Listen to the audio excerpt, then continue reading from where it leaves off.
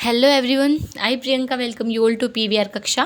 तो आज की क्लास में हम देखेंगे हमारे जो मोस्ट इम्पोर्टेंट आस्क्ड रूल्स हैं, जो सबसे ज़्यादा ऐसे रूल्स देखेंगे जो सबसे ज़्यादा हमारे एग्जामिनेशन में पूछे जाते हैं। चाहे आप सीडीएस की बात कर लो, एफकेट की बात कर लो, एनडीए की बात कर लो, या हमारे जो अदर एग्जामिनेशन है, फॉर एग्जांपल सीएपीएफ है, ठीक है, ईपीएफओ में जो इंग्लिश पूछी जाती है उसका, तो ये सब एग्ज़ाम्स को कवर करेगी। लेकिन आपको ये ध्यान रखना है कि हम इस क्लास में बेसिक से नहीं पढ़ने वाले हैं कुछ भी, ठीक है।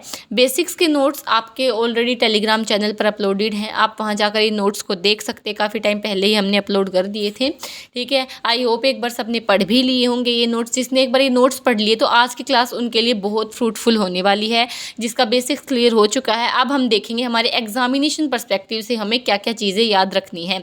जो एंड में हर कोई 60 इंपॉर्टेंट रूल्स की 100 इंपॉर्टेंट रूल्स की क्लास लेके आते हैं, वो ऐसे इन्हीं से ही लेके आते हैं। अब देखो, हमने टेंस का टॉपिक उठाया है। टेंस के टॉपिक से जो सबसे ज़्यादा रूल्स पूछे जाते हैं हम उनको कवर करेंगे। लाइकवाइज जो हमारे अदर टॉपिक है, फॉर एग्जांपल नाउन है, हम नाउन का भी ऐसे ही करेंगे, ठीक है। प्रोनाउन का भी हम ऐसे ही करेंगे। तो हमारे आराम से जो 60 इंपॉर्टेंट रूल्स हैं उसकी क्लास करने की आपको ज़रूरत ही नहीं पड़ेगी, क्योंकि आज जो मैं क्लास में पढ़ाने जा रही हूँ, आप साथ साथ नोट्स भी बनाना, अपने क्रिस्प नोट्स रहेंगे काफ़ी, ठीक है। एक पेज का एक पेज A4 साइज़ की जो शीट है ना, वो ही आपकी भरेगी। उसमें आपका पूरा जो टेंस के, वो भी नहीं फुल होगी पूरे अच्छे तरीके से, वो आप देखना, ठीक है। चलिए एंड तक बने रहिए, क्लास में बहुत फ्रूटफुल क्लास आपके लिए रहेगी। और जो PDF है आपको हमारे टेलीग्राम चैनल पर मिल जाएगी, वहाँ से जाकर you can download this PDF for free. Okay, चलिए अब अपना स्टार्ट करते हैं हम टेंस। तो सबसे पहले देखो, थोड़ा सा तो बेसिक्स में हम जाएंगे, ऐसा बिल्कुल भी नहीं है कि बिल्कुल ही हम बेसिक्स की तरफ नहीं जाएंगे। टेंस का हिंदी मीनिंग क्या होता है? टेंस का मतलब होता है काल, ठीक है। टेंस का क्या मतलब होता है? काल, जो समय हमें बताए, है ना। टेंस हमें क्या बताता है? किसी भी सेंटेंस या किसी भी वर्क जो किया गया है, जो कार्य किया गया है, उसका टाइम ही तो बताता है टेंस, है ना। और ये मेन हमारा जो इसमें पूरे जो चैप्टर है उसमें जो मेन रोल प्ले करेंगी वो है वर्ब प्ले करेंगी। और वर्ब भी हमारी दो टाइप की होती है, एक हमारी होती है मेन वर्ब और एक हमारी होती है हेल्पिंग वर्ब, ठीक है। ये जो दो वर्ब हैं हमारी, ये पूरे चैप्टर में हमें हेल्प करती हैं, हमें बताती हैं। फॉर एग्जांपल मैं बोलूँ आई प्ले, फिर मैं बोलूँ आई प्लेड, और फिर मैं बोलूँ कि आई एम प्लेइंग, ठीक है। ये तीनों सेम चीज़ है, गतिविधि सेम हो रही है, यानी कि जो हमारा एक्शन है वो सेम है, खेलने का है, ठीक है। बट डिफरेंस क्या चीज़ क्रिएट कर रही है? जो इसमें वर्ब यूज़ हो रही है वो डिफरेंस क्रिएट कर रही है। ये बताती है आपको ये हमारा प्रेजेंट इंडेफिनेट टेंस है, ये बताती है आपको कि ये हमारा पास्ट इंडेफिनेट टेंस है, और ये बताती है कि ये कंटिन्यूअस है, मतलब कोई काम है वो लगातार हो रहा है अभी भी। तो ये हमारा कौन सा है? प्रेजेंट कॉन्टिन्यूअस टेंस है। आई होप आपको टेंस का क्लियर हो गया होगा, टेंस होता क्या है। अब हम देखते हैं जो अब हमारे जो स्टार्ट होंगे मोस्ट कन्फ्यूजिंग रूल्स। जो मोस्ट हमारी कन्फ्यूजिंग रूल्स हैं उनको अब हम देखने वाले हैं, क्या क्या है टेंस में जो हमारे एग्जामिनेशन में बार बार पूछे जाते हैं। टेंस में अगर सबसे ज़्यादा इंपॉर्टेंट कोई चीज़ है तो वो है कंडीशनल्स। बहुत बार आपको एरर के टॉपिक में कंडीशनल्स का देखने को मिला होगा, उसमें आते ही हैं। अभी जो सीडीएस 2026 1 का हुआ था ना, उसमें भी कंडीशनल से एरर था, ठीक है। तो हमारा जो कंडीशनल का टॉपिक है वो बहुत इंपॉर्टेंट है। चलिए देखते हैं। देखो, सबसे पहले हम मेन कंफ्यूजिंग पॉइंट्स देखो। सबसे पहले आपको पता होना चाहिए कि वर्ब की कुछ फॉर्म्स होती हैं, ठीक है। जैसा कि हमने ऑलरेडी देख लिया है कि सबसे जो इंपॉर्टेंट चीज़ है वो है वर्ब है, और वर्ब ही बताएगी ये कौन सा टेंस है। तो उसकी भी कुछ फॉर्म्स होती हैं, उसकी भी हम 5 फॉर्म्स पढ़ते हैं। वो कौन सी है? देखो, आप हमेशा याद रखनी है, जो V1 है वो हमारी प्लूरल में रहेगी, और कौन सा टेंस रहेगा इसमें?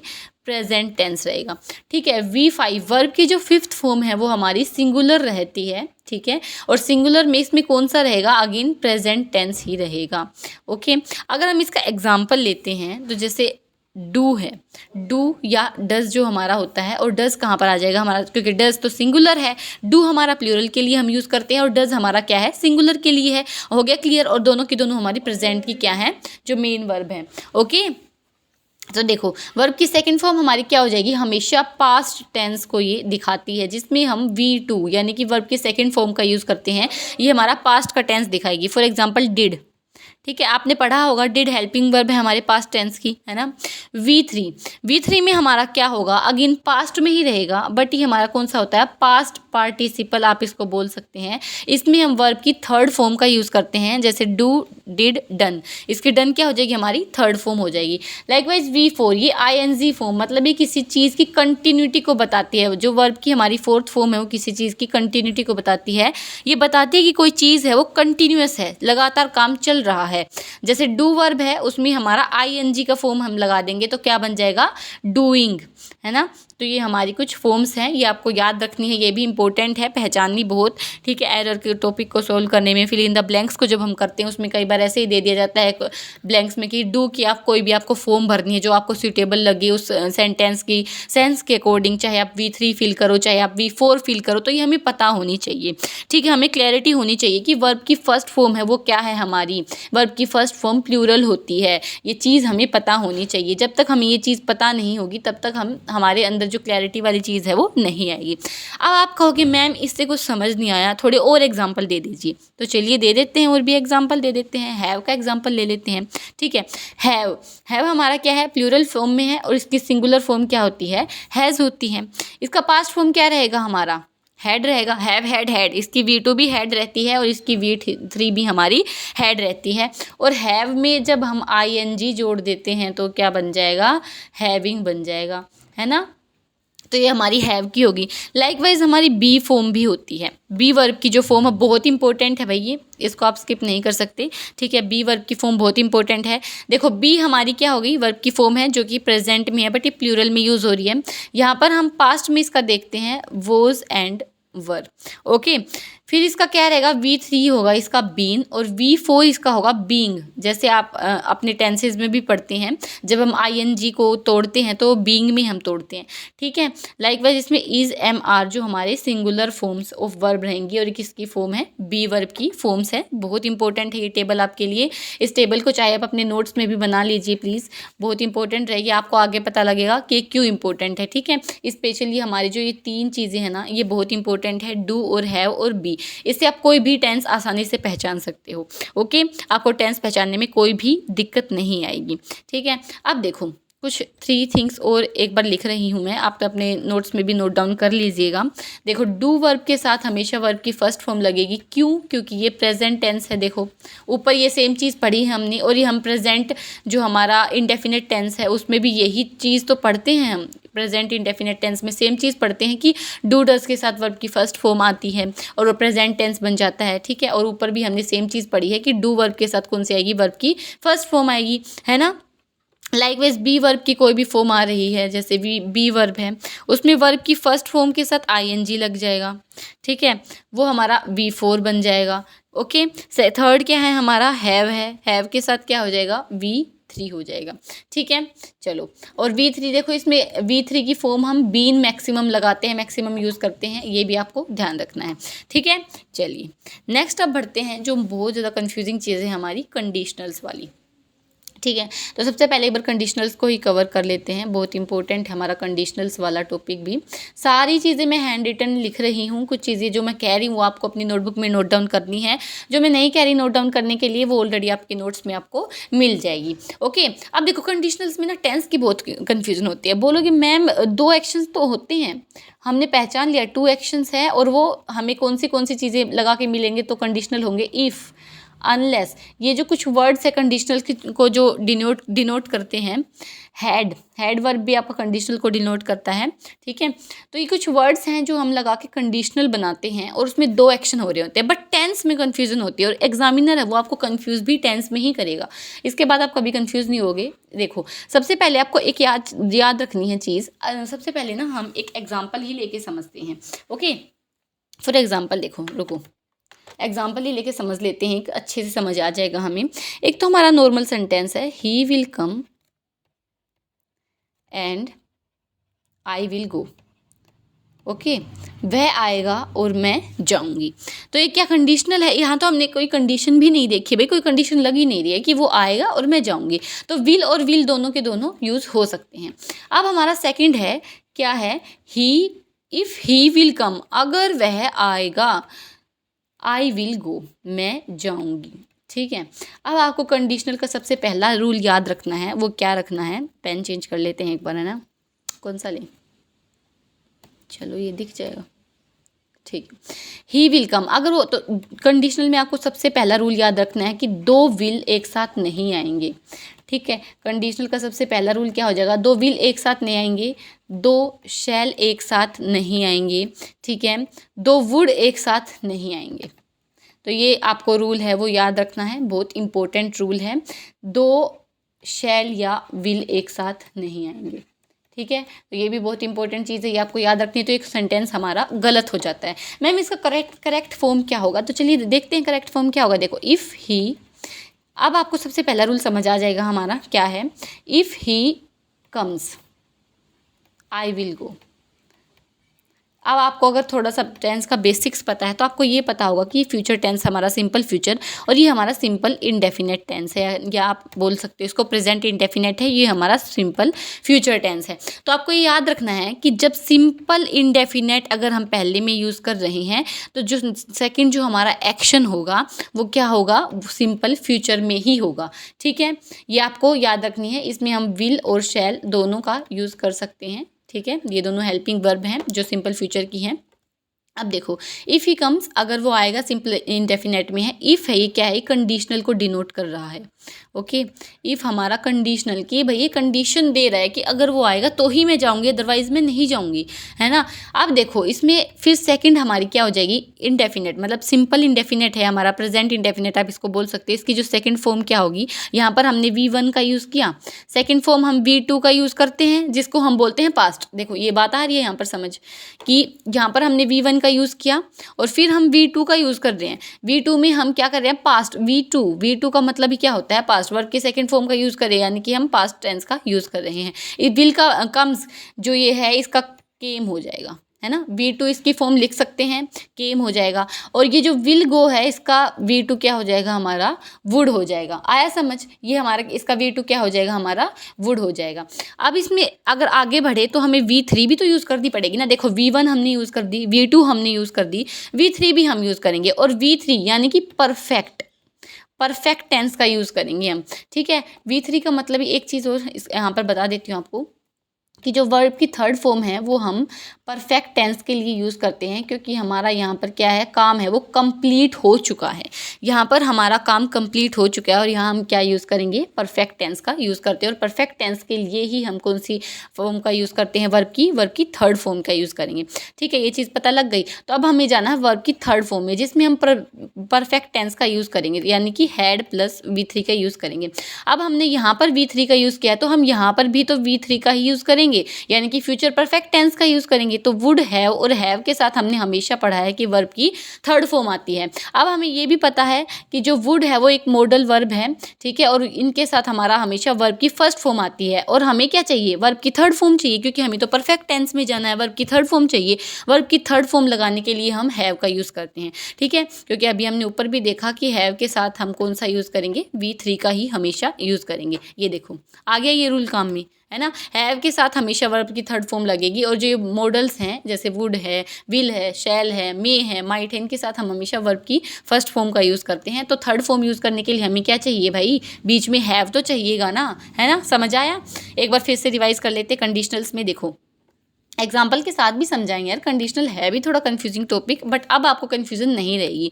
मैंने जो लिखा है एक बार उसका मैं क्रुक्स कर देती हूँ। देखो सबसे पहले हम वर्ब की फर्स्ट फॉर्म का यूज़ करेंगे, फिर हम वर्ब की सेकंड फॉर्म का यूज़ करेंगे, और फिर हम वर्ब की थर्ड फॉर्म का यूज़ करेंगे। तो देखो वर्ब की फर्स्ट फॉर्म यूज करें, यानी कि हम प्रेजेंट इंडेफिनेट टेंस का यूज़ करेंगे फर्स्ट एक्शन में।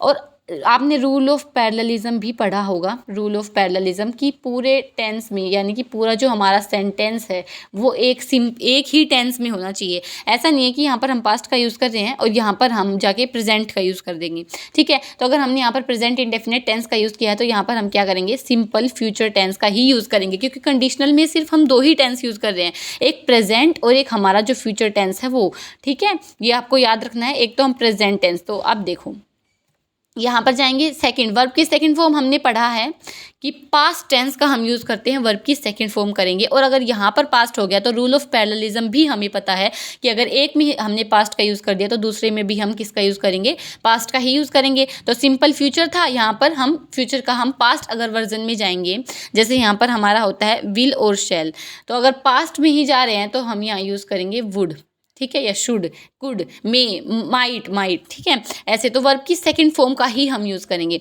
और थर्ड रूल क्या कहता है कि वर्ब की थर्ड फॉर्म यानी कि परफेक्ट टेंस यूज़ होगा, जिसमें हम पढ़ते हैं हैड प्लस V3 और यहाँ पर हमारा क्या हो जाएगा, वुड हैव प्लस V3। आया समझ? देखो बहुत आसान है, अगर आपको प्रेजेंट देखने को मिल रहा है तो आप आगे भी हमारा प्रेजेंट में यानी कि सिंपल फ्यूचर में आप रखेंगे। अगर हमें वर्ब की सेकंड फॉर्म देखने को मिल रही है तो आगे भी हम वर्ब की सेकंड फॉर्म ही रखेंगे, लेकिन वो किसकी होगी, विल की ही होगी, ठीक है। और आगे भी हम देखो वर्ब की थर्ड फॉर्म अगर यूज़ कर रहे हैं तो वुड के साथ तो हम वर्ब की थर्ड फॉर्म डायरेक्ट यूज़ नहीं कर सकते, इसीलिए हम यूज़ करते हैं हैव, वर्ब का हैव को बीच में लगा के फिर हम आगे वर्ब की थर्ड फॉर्म का यूज़ करते हैं। बस ये था कंडीशनल हमारा। सिर्फ आपको ये चीज़ याद रखनी है, एक तो ये रूल याद रखना है और एक हमारा ये रूल याद रखना है। आपका कंडीशनल का जो टेंस है, जो आप कंडीशनल के एरर में सोल्व करते हैं, वो कभी भी आपका गलत नहीं होगा, ठीक है। बस आपको ये कुछ चीज़ें हैं वो याद रखनी है। अब जो हमारा नेक्स्ट कन्फ्यूज़न आता है, नेक्स्ट कन्फ्यूज़न का पॉइंट है वो हमारा कौन सा होगा, परफेक्ट टेंस का यूज़ कहाँ पर करें मैम, और एक हमारा सिंपल पास्ट टेंस का यूज़ कहाँ पर करें। तो ये हमारे दो और कन्फ्यूजिंग वर्ड्स हैं, एक बार थोड़ा सा दूर दूर लिख लेते हैं ना। एक तो हमारा है पास्ट परफेक्ट का कन्फ्यूज़न और एक हमारा है सिंपल पास्ट का कन्फ्यूज़न। ये दो और कन्फ्यूजन्स आती हैं, तो आपको कुछ चीज़ें हैं जो मैं बता रही हूँ वो आपको याद रखनी है, ठीक है। देखो पास्ट परफेक्ट, एक तो आपको याद रखना है ये हमेशा कंप्लीट एक्शन होने पर ही हम यूज़ करते हैं, ठीक है। और ये क्या है हमारा, एक तो पहला हो जाएगा, ये है हमारा एक्शन ओरिएंटेड, कि एक्शन ओरिएंटेड रहेगा, एक्शन पर इसका जोर रहेगा। और सिंपल पास्ट है वो हमारा क्या है, टाइम ओरिएंटेड, ठीक है। ये टाइम पर जोर देता है, अभी आगे भी पढ़ेंगे आपको और भी समझ आएगा। तो पहला तो हमारा ये हो गया डिफरेंस दोनों में, ठीक है। सेकंड है ये कंप्लीट, एक्शन यहाँ पर कंप्लीट हो चुका है। और ये मैक्सिमम हम कब यूज़ करते हैं, यहाँ ये हमेशा जब यूज होता है जब दो एक्शंस होते हैं। क्योंकि ये क्या होता है, मान लो अभी क्या है, आपको एक टाइमलाइन के थ्रू समझाती हूँ कि मैं अभी क्लास ले रही हूँ, ये हमारा प्रेजेंट है, लेकिन इससे पहले मैंने क्या किया, मटेरियल प्रिपेयर किया, ठीक है। उससे भी पहले मैंने क्या किया, मैं फॉर एग्जांपल मैंने एक्सरसाइज की, ठीक है। तो यहाँ पर दो एक्शन हो रहे हैं, लेकिन दोनों के दोनों क्या हैं, पास्ट में हो रहे हैं ना। मैंने मटेरियल प्रिपेयर किया और अब मैं क्या कर रही हूँ, एक्सरसाइज की मैंने, और अब मैं फ़िलहाल में क्या ले रही हूँ, आपकी क्लास ले रही हूँ, ठीक है। तो ये प्रेजेंट में है, ये तो हमारा प्रेजेंट में होगा कि मैं आपकी क्लास ले रही हूँ। ये मटेरियल मैंने प्रिपेयर किया, ये पास्ट हो गया, और ये पास्ट का भी पास्ट हो गया, एक्सरसाइज की मैंने उससे पहले, तो ये क्या हो गया हमारा, पास्ट का भी पास्ट। तो दो एक्शंस में रहेगा, और जो हमारा पास्ट परफेक्ट वो क्या है, पास्ट का भी पास्ट होता है, ठीक है। कि ये पास्ट में मैंने मटेरियल प्रिपेयर किया और पास्ट में उसका भी पास्ट क्या है कि उससे तो पहले मैंने एक्सरसाइज की थी, तो वो क्या हो गया, पास्ट का भी पास्ट हो गया। ये कुछ इसके हमारे पहचानने के तरीके हैं, देखो ये आपको याद रखने ही पड़ेंगे, कोई ऑप्शन नहीं है, okay. Simple past time oriented का मतलब क्या कहना चाहती हैं मैम आप, मतलब टाइम ओरिएंटेड आप कह रही हैं। फॉर एग्जाम्पल इसमें ना हम कुछ चीज़ें यूज़ करते हैं, कुछ वर्ड्स यूज़ करते हैं, वो वर्ड्स आपको हमेशा याद रखने हैं। देखो यस्टरडे ईयर कोई मेंशन है, फॉर एग्जांपल 1990, मतलब यहाँ पर क्या है, कहने का अर्थ क्या है कि कोई भी टाइम फ्रेम मेंशनड है तो आप किसका यूज़ करेंगे, सिंपल पास्ट का यूज़ करेंगे, ओके। नेक्स्ट हमारे कुछ और भी वर्ड्स हैं, फॉर एग्जांपल इट्स टाइम है, एक तो ये हमारे होते हैं it's time, it's high time आप कह सकते हो, ठीक है। इट्स हाई टाइम हो गया। और एज इफ़ है, जैसे एज दो है, एज इफ़, एज दो, ये कुछ ऐसे वर्ड्स हैं जिनके साथ हमेशा आप यूज़ करेंगे वी टू का, यानी कि सिंपल पास्ट का यूज़ करेगा। और ये बहुत ज़्यादा इंपॉर्टेंट है, किस लिए, क्योंकि ये बहुत ही एग्जाम्स में पूछी जाती है, एरर के क्वेश्चंस में।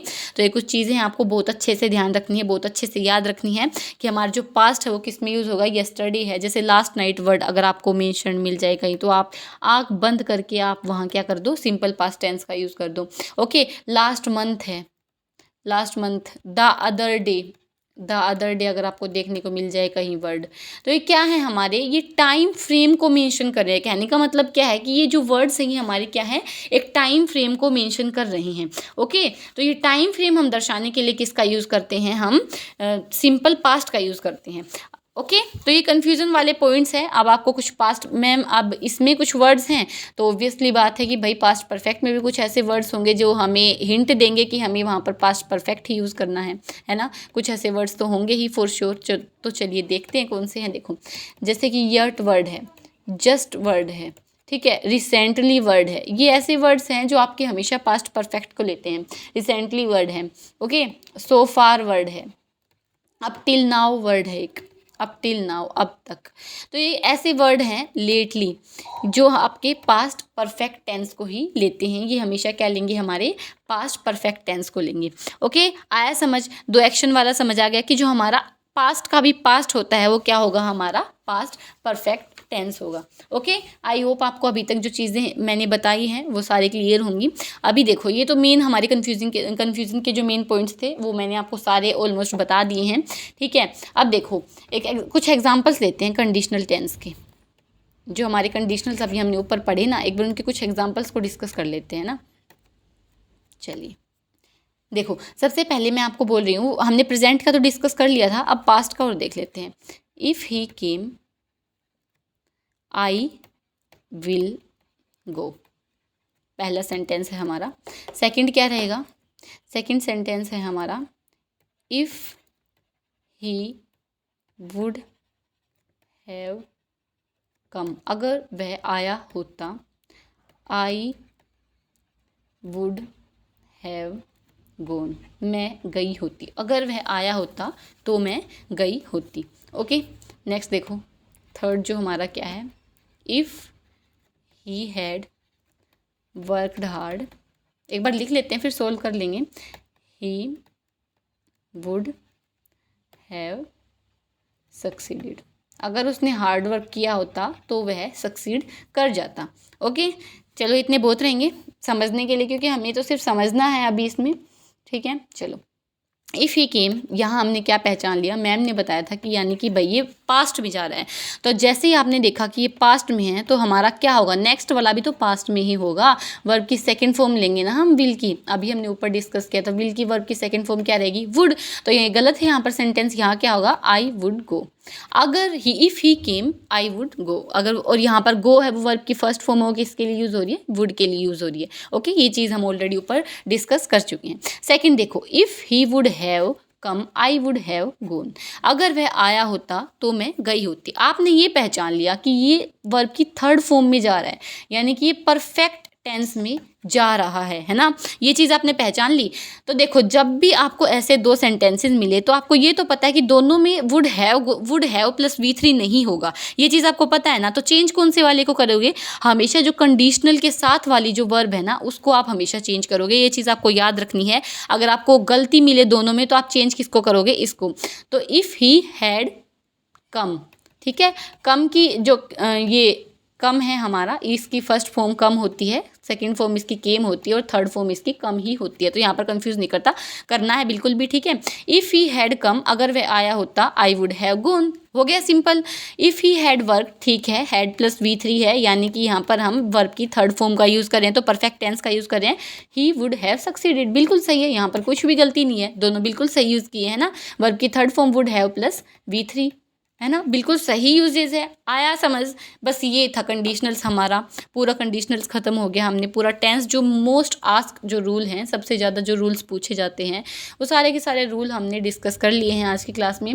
अगेन आपका कोई भी डाउट है आज की क्लास से तो आप पूछ सकते हैं कमेंट सेक्शंस में, बिंदास, कोई दिक्कत नहीं है उसमें भी, ठीक है। आप इजीली हर एक चीज़ को पूछ सकते हैं कमेंट सेक्शन में। हमारे टेलीग्राम चैनल में आप जाकर ज्वाइन कर सकते हैं, हमारा डिस्कशन ग्रुप है, तो वहाँ पर भी जाकर आप अपने जो डाउट्स हैं उनको क्लियर कर सकते हैं, ठीक है। तो चलिए मिलते हैं नेक्स्ट क्लास में, तब तक के लिए आप रिवाइज करते रहिए और हमारे टेलीग्राम चैनल को आप ज्वाइन कर सकते हो, ठीक है, क्योंकि वहाँ पर हम जो नोट्स हैं वो अपलोड कर रहे हैं फ्री ऑफ कॉस्ट। ऑलरेडी वो कैब की जो वर्ड्स हैं वो स्टार्ट कर दिए हैं, आज डी वर्ड है वो भी अपलोड हो जाएगा, ABC ऑलरेडी हमने अपलोड कर दिए हैं, ठीक है। आप उनको जाकर देख सकते हो, आप खुद देखोगे कितने रेलिवेंट जो वो कैब है, सहारा PYQ का एनालिसिस ही है, ठीक है। बस आपका टाइम बचाने के लिए वो हमने कर दिया है, इतना फ़र्क है बस। ओके तो चलिए मिलते हैं नेक्स्ट क्लास में, तब तक के लिए बाय बाय, टेक केयर।